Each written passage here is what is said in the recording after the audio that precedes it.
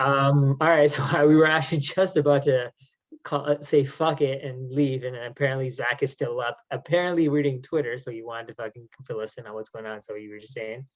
Oh, it's brutal on there. You got 90% is like depressed Leafs fans. 10% is like the joke origin story joke.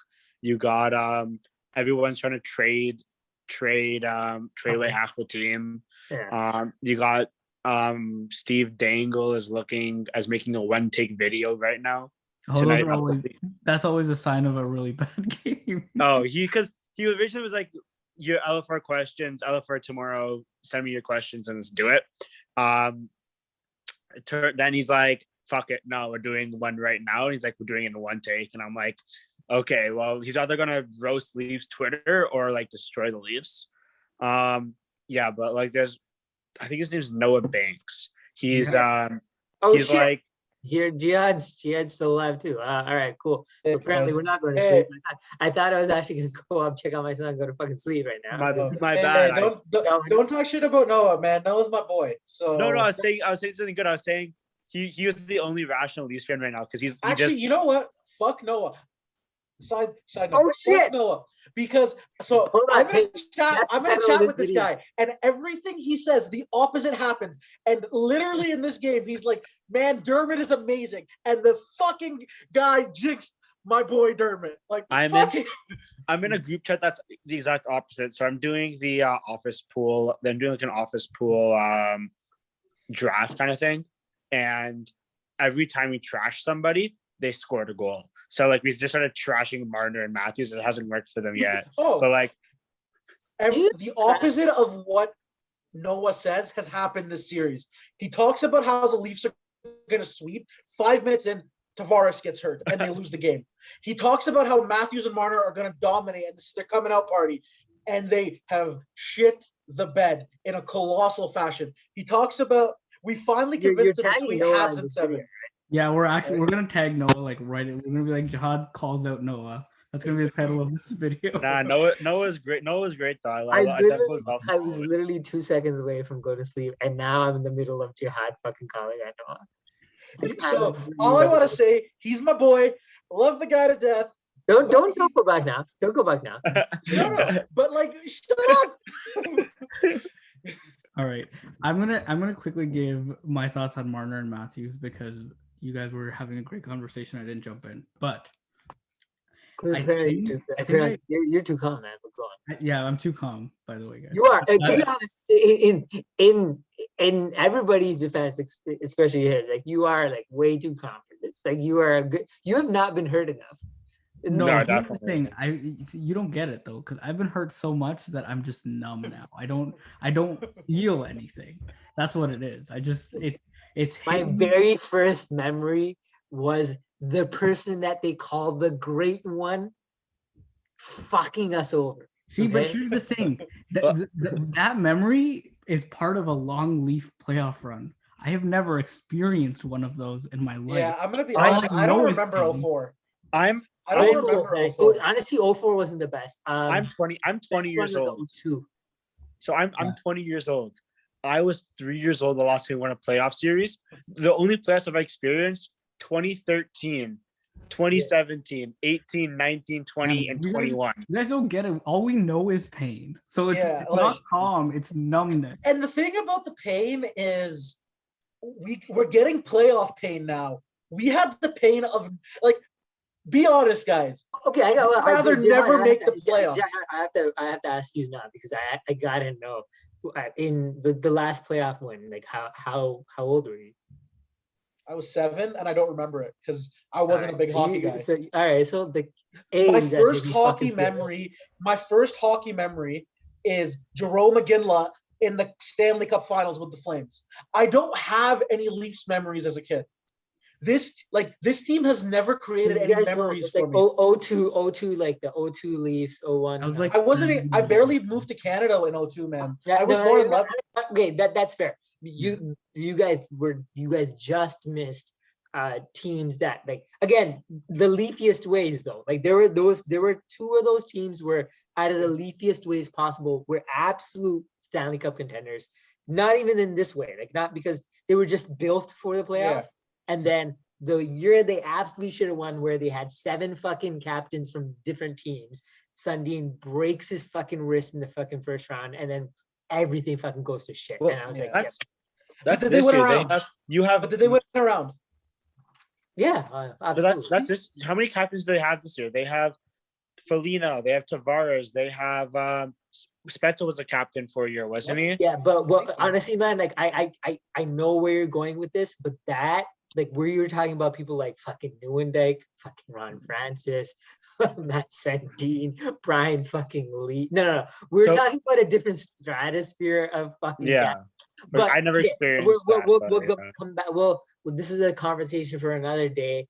I don't know how this sprouted from me being calm, but anyways. Sorry, go back to you fucking back to my point about Warner Matthews. So I kind of fall in the middle here between what Jihad was saying and what Gauch was saying, in the sense that I think the issue with Matthews right now is that he's deferring to Marner too much, but he's the second best player in the world, so he needs to stop doing that.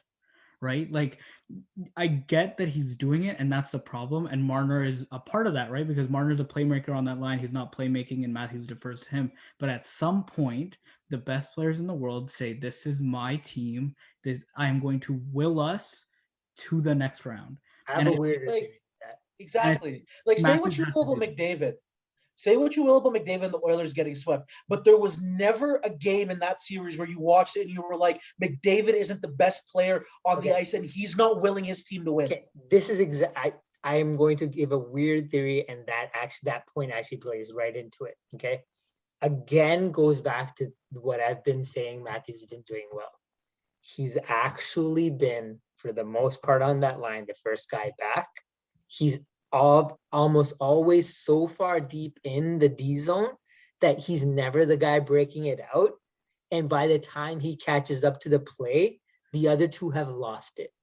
But I think that to me, then that's Keith's fault. Like, he's not. But the thing is, you can't blame Matthews for wanting to actually play a two-way game. And that's okay. But he's not the fastest guy on his line. Hyman is. Hyman should be the first guy back. Hyman, what? They got to dump and just have Hyman go into the corner. That's what he's best at. And like, Hyman's obviously not 100%. You could see that right now. No. But he also didn't last year or 2 years ago. He played on like a torn ACL or something. Like, you mean when Babcock made him take a face-off against Bergeron on a torn ACL? That one? Yeah. Like, I mean, like, we obviously shouldn't be like saying, oh, players should be playing hurt. Like, that, obviously not, especially after seeing that documentary with like people the usage of the pain medication. But like, you just got to have Hyman go into those corners. He could do it. He's a very similar guy to Gallagher, and again, like, completely different skill set. But I think he's a similar guy to Gallagher, who just goes into the corners, hard nose, annoys the share of guys. Yeah, that's what you need Hyman to do on this line. What made this line too, right? Like, what made this line so successful in the regular season is if you look at it, you have like 2 or 3 guys looking at Hyman, who's the third most dangerous guy on that line. Yeah. If you have that again in the playoffs, that line's unstoppable. But Hyman just hasn't been right. And I think Hyman is just such a key cog in that line. So you guys all get the Canadian broadcast, right? Sorry to cut you off. Just one point on Zach's point about Hyman and all that. Any of you guys get the American broadcast? Because they were talking about this on the American broadcast. So they were talking about how everyone's been talking, they haven't gotten the goals, but they've been generating chances and creating scoring chances and all that. But what no one's really talking about is that most of those scoring chances are coming off Hyman's stick. Mm-hmm. Yeah, people were saying that. Yeah, and that's the biggest problem right there, is when Hyman is the problem. Right? Like, when Hyman's the one generating the chances. Listen, Hyman's a great player. He's a great complementary piece to any line. Like, if you could carbon copy him and play one Zach Hyman on every line, you would be the best team in the world. But like, he should not be the primary. He can't be the trigger man on a top line. He can, like, you can easily drop him to a third line and play him with like a Kerfoot and Mikheyev, and he could be the trigger man there.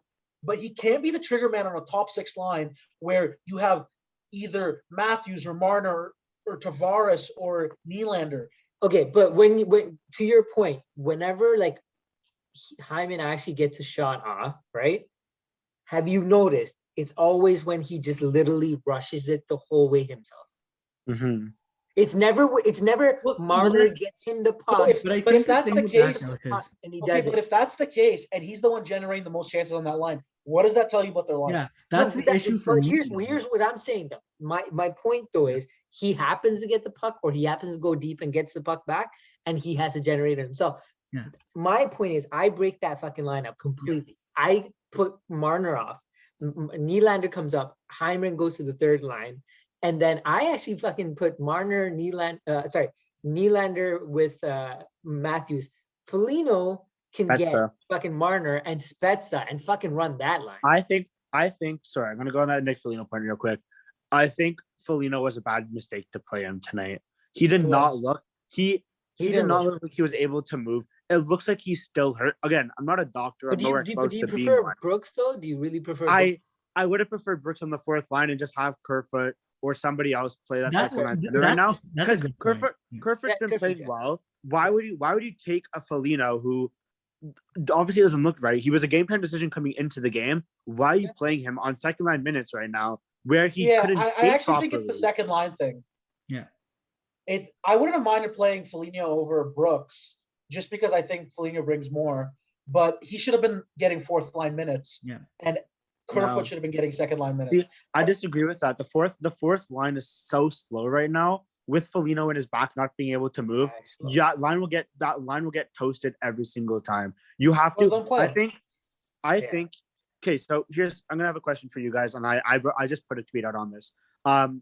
What do you guys think Game 7 lines should be? Like, what do you think the top? Just forwards wise. We were talking to the boy Leafs 28 about this actually.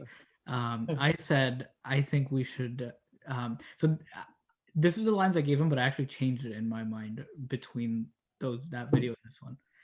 I think you go Matthews, Nylander, Kerfoot, and then I think that you go because if I look, so I put Matthews on the first line because Matthews is our game breaker, right? Like he's the guy Allegedly. that he's always okay, Jihad, allegedly, whatever.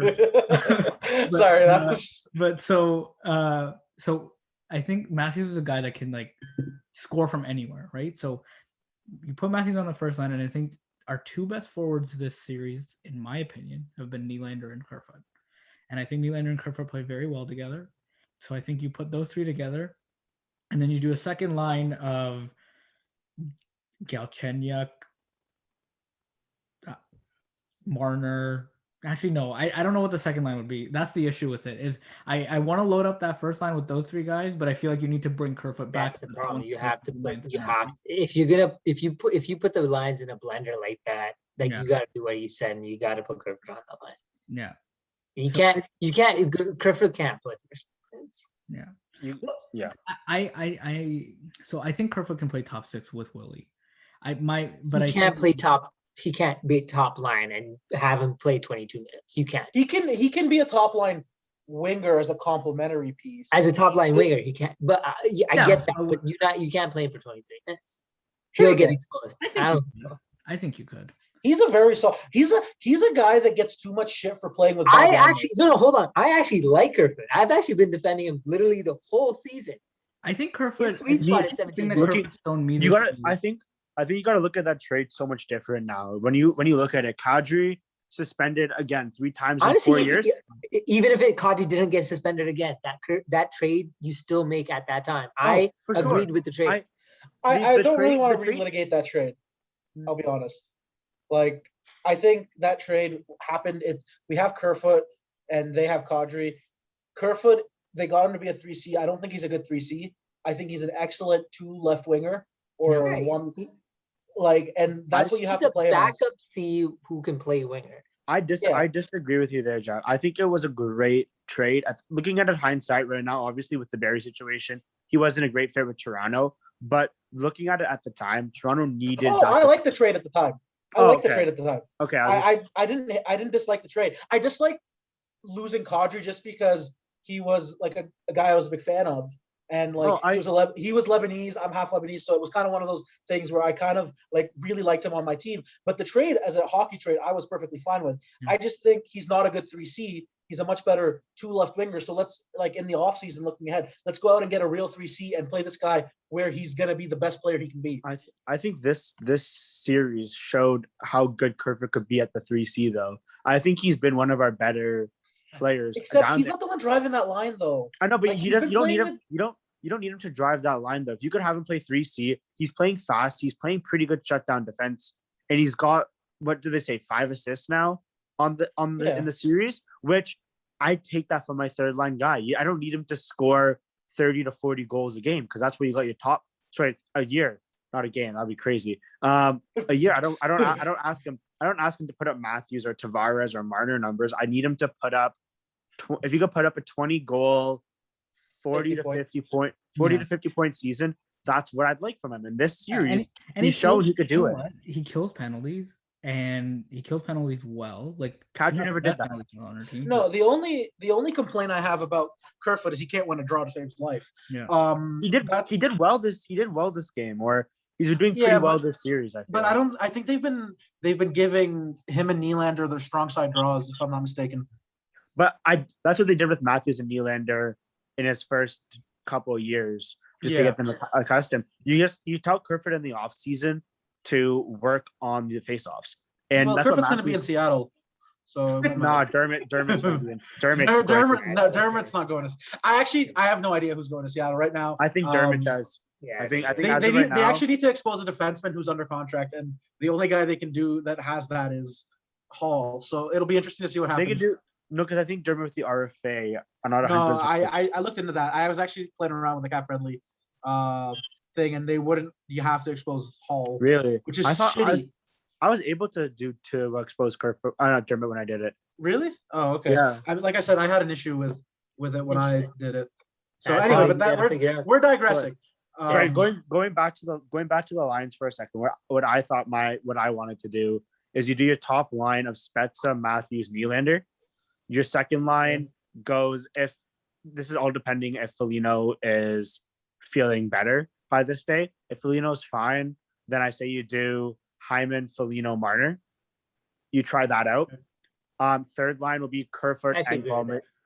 Third line will be Kerfoot, Engvall, Mikheyev. Okay. And your fourth line, you just go completely balls to the wall. You want your grit and somebody who could still kind of play. I put Sabrin in there, to be honest. I know he hasn't played in a long time, but I like, if you're having Simmons. I thought you were going to say Batan or like Robertson. No, Robertson's injured. I would love to have Robertson in, but he's injured. Sabrin is good for one thing, and right now, man, it's tempting. Sabrin, Brooks, and then I was looking at it and I was like, you could try Nosen, but I think he's injured. I don't want to. You're not going to drop that many guys off the run. No. I'm saying obviously this isn't going to happen. But you put Thornton in there then as well. But I'm just thinking those two guys, and I think you had that point, Raza, where just how can you play Thornton and Simmons right now when I know Thornton had that power play goal, but when you look at it, those Sandin giveaways, Thornton at least had something to do with one of those. I feel people weren't talking about. Yeah. People did not Thornton talk was about on that. all the fucking goals. I think I thought. Sorry, go ahead. No, so the one where Sandin pinched, or the one actually I think it was different games. There was the one where Sandin couldn't catch. No, the one that where Sandin couldn't catch, that was Thornton's. That was Thornton. That was a flub pass. And then the one where he got checked by Perry, Thornton didn't call out to him to chip that out because he wasn't looking up the ice, right? So that's and Thornton was like his feet were moving on that play. Yeah. So like there was no outlet pass for Sandin when he got hit by Perry because Thornton didn't communicate and he wasn't open for a pass there. And they keep fucking showing that play as if Perry did something great. His elbow and it went up and his feet left the ice. And I'm like, are you guys repeatedly gonna show this and be like, look at this physical play that why do we goal? Why do we constantly make one of our defensemen a scapegoat every year? You had Tyson Berry last year, Jake Gardner. Personally, I haven't had a problem with our defense in this series. Yep, I haven't either. There have been individual mistakes that happen throughout any playoff series. Yeah. I don't think there is a scapegoat this series. People have been using Sandin though lately. He's been playing. Sandin's young. He'll learn. I'm saying you're looking at the defensemen. Obviously, they make mistakes, but I didn't love Barry, but I thought under Keefe he started to play better. Before that, you had Gardner as the scapegoat. Like, people were sending him death threats after that game 7. So Uh, apparently you right guys see now the it's comments happening on with Marner's Marner's. Insta? Yeah, I was just Marner's Insta is apparently going like, is it bad? and I feel like shit now for fucking talking this much shit. The thing is, I want Marner to fucking like, just Yeah, that's the thing. That's the like I thing, would man. because to me Marner is game. Like he is that guy. I'm like just play. He's all of us as a kid. I don't know if you guys were Leafs fans as a kid. I'm assuming you were. You're dreaming to play for No, the I was Leafs. actually a Habs fan until Oh, like of 2 course. years. Yeah, Come on, man. Like, Fuck off, yeah, fuck off. no, but listen, fucking Marner you're is like my fucking second TO favorite guy on reaction. this team. Yeah. But it just like I'm criticizing these guys, but until they're off this team, I'm rooting for them to No, succeed. And I don't get why Leafs Nation isn't like that. Or at No, least To this Twitter. day, I will say this. Okay, again, I criticize Marner a lot. Like, Jihad, I'll let you talk. I'm super hard on Marner, and I think I actually no, I don't think I actually absolutely know that it started after the contract negotiations and the way it publicly kind of That's just bad, molded. though. Yeah, the way it molded, but my perception, right? However, I still remember the first time I saw him play in person, like when I saw him at a game, and it was actually a Habs game. It was like quite some time ago. I think it was his second season. Watching that dude play in person is nuts. Like seeing what he can see, like he sees stuff that people cannot see. Like you and I had obviously, like I don't have that kind of money, so I'm up fucking high up. So I actually got bird's eye view of how the fucking game was going, but it actually gave me the perspective of watching him play, and it's crazy what the dude can see, which is why what frustrates me about playoff Marner, because what's interesting is like 3 years ago when Babcock was around, people made playoff Marner to be some guy who showed up, but he only showed up for one game, and there was like this whole fucking mythos written about Marner. The problem with Marner is he's actually never shown up as himself in the playoffs in my memory. Yeah. If I think Marner, the Marner that I know, shows up, this shit isn't even fucking close. Yeah, and I think that the big thing is for me, I think the thing that happens with Leafs Twitter and Leafs fans in general, and I think that part of this is just because of the collective and prolonged trauma that we have to deal with. But I think the big thing is sometimes we have a hard time separating the person from the player, and people For get sure. way too invested in trying to treat these people like they're not human beings. But you And know who we are, right? We're we're Red Sox fans before they yeah, won. and I think the big issue is like Ooh. They were assholes. I think Red Sox Oh, fans were yeah. assholes. yeah. were Well, we're Philly fans. I No, think, but Red Sox fans were like Philadelphia. insanely assholes to their fucking players, right? Yeah. Like But they do you see- fucking broke their players. did you? I don't know if you watch football at all, but do you see what the Philadelphia Eagles fans have been tweeting at the new director? I think it was pro scouting or something. Yeah. No, I don't remember what exactly ethnicity she was, but it was a woman who are they called hijabs, right?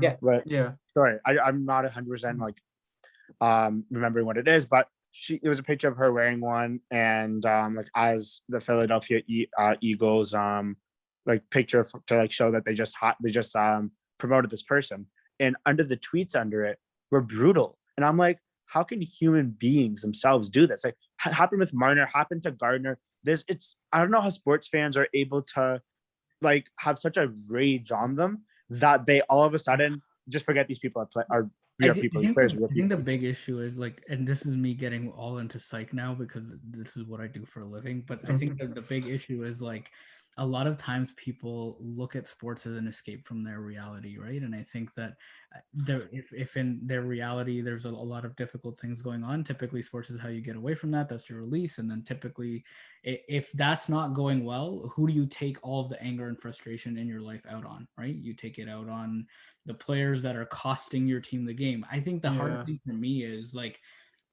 Mitch is one of my favorite players. This whole team, this is all the happiest memories I have as a Leafs fan are associated with this core, right? Like I've got some memories from when I was a young kid of Matt Sundin, like one man cycling the puck by himself against like a full team of players. But other than that, like it's this core. And so I have a deep investment in every single one of these guys. I want them all to succeed. That's why I feel like I'm particular, like Gauss said, he's super hard on Marner. For me, that guy's Riley. Like I've buried this guy all year because I've just I expect so much from him, and I think he's just failed that in the regular season, but he's done so well this postseason that it's been a little bit redeeming. But my thing is, It has been. we all are fans of this team, and I think we need to realize that, like, as much as we're frustrated by them, I think everybody in this call, at least, like, we're still fans of the team no matter what happens, right? Like, we're saying we're pissed off and we're saying this. Unfortunately. Yeah, Jihad, I have I mean, let's wait till Game 7 happens. There's a lot wide range of whatever the outcomes. fuck you want. You No, don't I'm glad- call us next season, Gauss, preseason, from wherever the fuck you are. Gauss, And you'll be I like, do the same. I've got DMs from Jihad where I literally said, bro, I don't know if I can handle another Game 7 loss. And he's like, nah, bro, this is part of the ride. So get out of here with that. Yeah, okay. But Reza came with receipts. Jihad, stop. He came with receipts. Okay, I but do the same thing I want after you to every- consider that there is a wide range of outcomes that would drive me to not watch this team next year. Game 7 in 2013 comes to mind. I have a ritual after, which has been the worst ritual ever, after every Game 7/the 5 last year, because every time the Leafs have lost in, like, the game, in the elimination game, the do or die, it's been like blowout fashion. They win and then they're up and then they go down and get blown out like 7-3. Was it like against Boston or something like that? And they were up it was like 7-4 probably, and they were up like 4-3. And like I take off. I have a Matthews jersey. I got that for my birthday when, like, the second he was drafted. I was like, this is what I'm getting for my birthday. And like I've worn it for like 4 or 5 years now, like just straight every Leafs game. So like, I take off the jersey, I fold it up very nicely, I put it on the couch, and I walk upstairs and I shave the little playoff beard that I sometimes end up getting. That's for my ritual for every Game 7 or Game 5. To talk about playoffs beards, but yeah. But that's what I'm saying. This is like the first year that I can actually try to grow anything. Like, I'm looking at you guys, and obviously I can't do anything compared to anybody. But like, I was like, I can actually grow something resemblance of a beard, and like they're gonna make me shave it off before I can even get it going. And I'm like. So the last 3 years, I'll be honest, every single game, there got to a point in that game where I was like, fuck this, and I walked away and I did something else. And then before the game was over, I'm like, nope, I've sat through every single game this year. I've sat through these playoffs. I'm going to sit here and watch them lose this game because I'm a fan, and this is what I am going to sit here and watch the clock wind down. I'm going to do nothing but watch the clock wind down on this team's season, but I'm going to sit here and watch it. And that, if that doesn't speak to how broken we are as a fan base, I don't think anything will. Listen, like I've been duped apparently more than you guys have. And I'm going to tell you this right now. We're going to win this 4-1. All right. You know what they're gonna do though? They're gonna make it 4-1 early so that we have to fucking sit there and be nervous about them blowing a 4-1 lead for as long as fucking possible. 100%. Like, the Habs are exactly why I'm saying it's gonna be 4-1. The Habs are gonna come out in the third period with a guy named Jadena Zara, and he's gonna be like this new rookie or something. That's like 7 feet tall. And he's going to plant himself and somehow we're going to get James Reimer back. He's going to plant himself in front of James Reimer, and they're just going to pepper it. 4-1, guys. 4-1. Yeah, 4-1. No, but that's my I don't know. This team, honestly, like, we were talking about the players and everything, and I was just thinking about this. So if you were to list the best skaters on this team through 6 games, how many forwards are in your top, like, 5? I got 2, maybe. I got Nylander and Kerfoot. Yep. And then it's all defensemen. Like, and are we talking all of skaters like speed wise, or skaters like playing like just best, well? Like skate, not goalies. I meant by skaters. Oh, so like best players. Yeah. Yeah. Like for me, it's Nylander. Riley is second. Muzzin, Brody are like up, like second, or like third or fourth. You could call them tied. Yeah. Kerfoot. Then the rest of the defensemen, like Bogosian, Hall, Sandin, and Dermott, like, even with their mistakes, and then the rest of the forwards, like, I say you're forgetting Spezza though. Yeah. I think No, Spets has been really good. yeah, This okay, I I'd this put series. Spezza above like Sandine and Dermott at this point. fair. Yeah, fair. And those guys, I'm calling them one person for now Yeah. because But like that's what I'd say with Muzzin, he's been really good, but I'd probably put Spezza over Muzzin if it was me. I'd probably Yeah. put my top five would probably be my point being is the defense and the goalie has not been the problem. Like for the first no. time that I can It's actually for remember, the first time, man. Yeah, that's a really good point. and for the first time I can remember, the problem is strictly on the forwards and not like it's been how many years of the goalie or the defense. Like say what you will about Gardner, and plenty has been said and written about him, but he has played poorly in those game sevens. Like he's made mistakes that are inexcusable, and I wouldn't say he deserved, like he definitely didn't deserve any of the threats or any of the backlash he got, but like he made some pretty critical mistakes. Like that Dermott mistake is probably up there with the best, like with Jake Gardner's greatest hits. If we're being honest. we got like 8 minutes, but like we're gonna actually have to wrap it up before that because this is gonna be like 17 hours of fucking footage. Yeah, So everybody, we get I'll rapid fire all you guys. Like one question. It's probably gonna be the same question each. I'm gonna start with you, Zach, and we'll go to Jihad, Raza, and then we'll come to me. Zach, you get one change that you make to the team before you ice it. So for Game 7, what do you do? And then what is your prediction for Game 7? You get one change. That's it. I take Thornton off power play 1. Okay. And who goes in? And I put Spets in instead of Thornton. Okay. What's your Game 7 prediction? Game 7 prediction. 5 to Jake, going with Jake Billy, 5-2 Leafs. Okay. All right, Jihad, one change. God, I'm just trying to think of who I haven't liked. You pick someone you have liked and then go. I would say like one change, two changes is really what I would do. Both of them involve the same player. I would get Nylander more time. I think that's the one change I'd make. But okay, how do you do that? The one change. How do you get Nylander? I would play him on power play 1 instead of Thornton. I think that's the first thing, and I think whether it's dropping Hyman down to line 2 or line 3, like or elevating or swapping Marner and Nylander, I think you get him at least. No, it's not or. You have to choose. You tell me.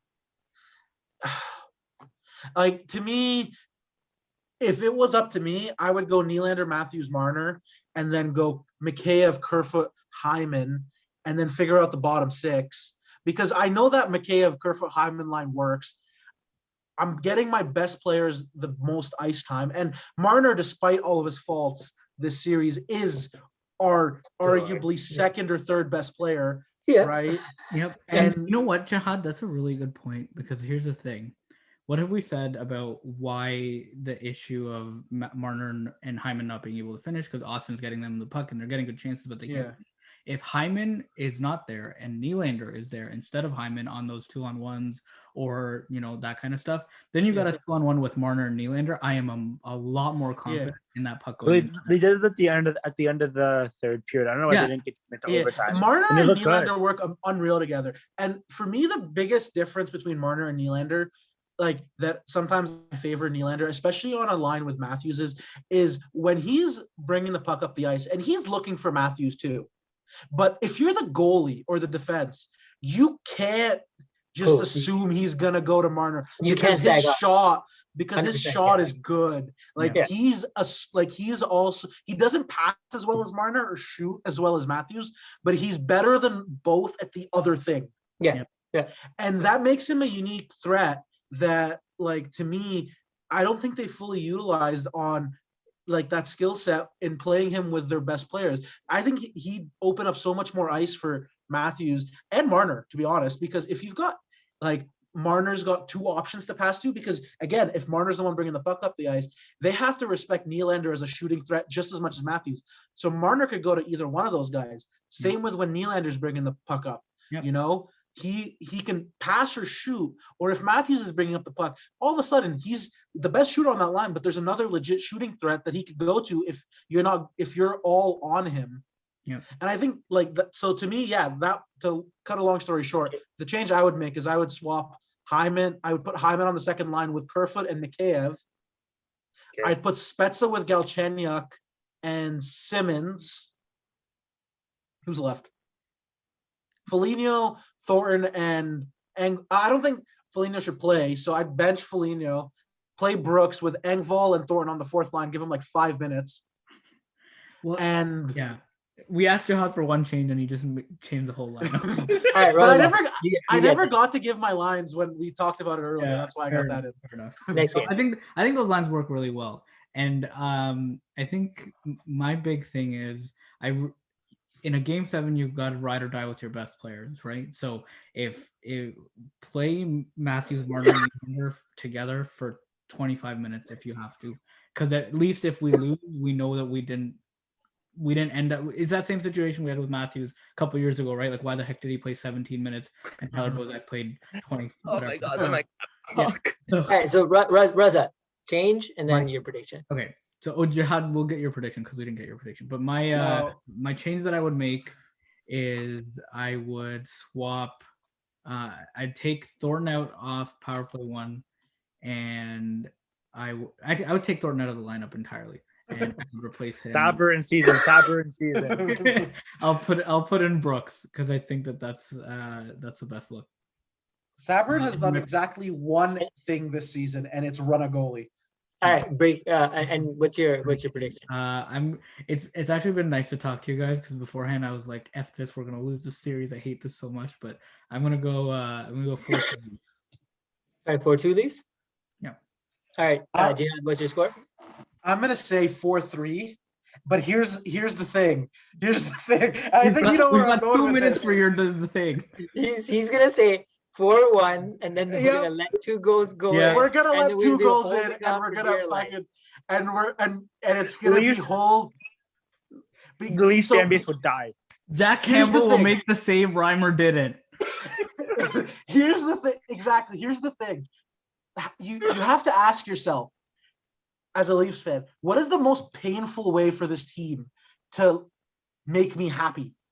Oh yeah, guys, I want to hear your prediction as well, real All quick. right, so we got like a minute and a half left, so I'll let you guys know. So I'll go with the goal. My result first. It's gonna be 4-1.